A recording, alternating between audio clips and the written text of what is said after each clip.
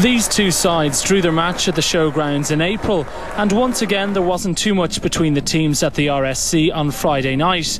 With 3 minutes on the clock, Rafael Cretaro came close, putting his shot just right. The same player was involved in the build-up with Conor O'Grady, but Matthew Judge's header was finally gathered by Dean Delaney.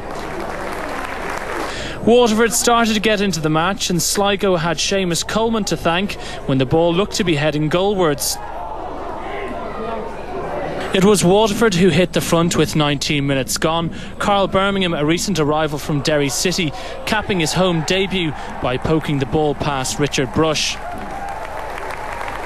Sligo levelled the game just after the half hour. Judge released Conor O'Grady on the right, who crossed for Kadosevic, and the Bosnian had an easy finish past Delaney.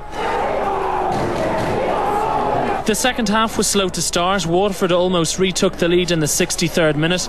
Vinnie Sullivan crossing for second half sub Kiley, whose header had Brush beaten.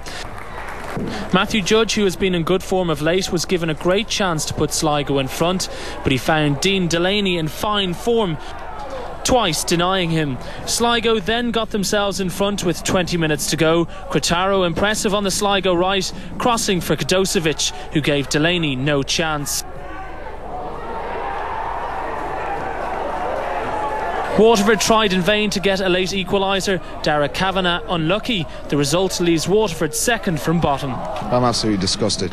That's the only word to describe it. We owned the game in the first half an hour. We scored. We would have won it comfortably, but we went away from the game plan. The game plan was to try and turn them.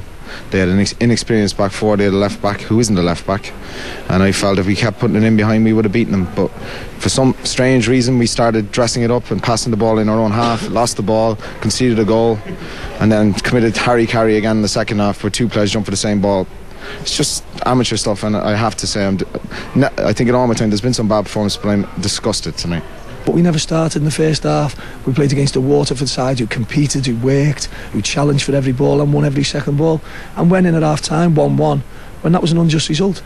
You know, Waterford should have been in the lead. Second half we said, you know, forget the football, forget the passing. Unless we compete, we will not get back in the game. You know, in second half I thought it was a bit even, Stephen.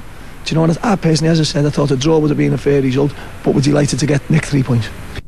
Rovers, 2 more goals from Kadosevic, who has been obviously key to the success that they've had this season, and it's gone quite well for Paul Cook. It is going very well. I've seen a bit of Sligo in the last few weeks, and they're a decent side. I've said it before, they've got some quality players, and they're a big physical team as well, and Paul's done a great job since he come in there. Kadosevic has got a fair few goals, and he's moved around the pitch a little bit as well, you know. So, but they are a decent team, and they'll take a lot of points, and I'm sure they'll be looking at maybe getting into that top 4 as well.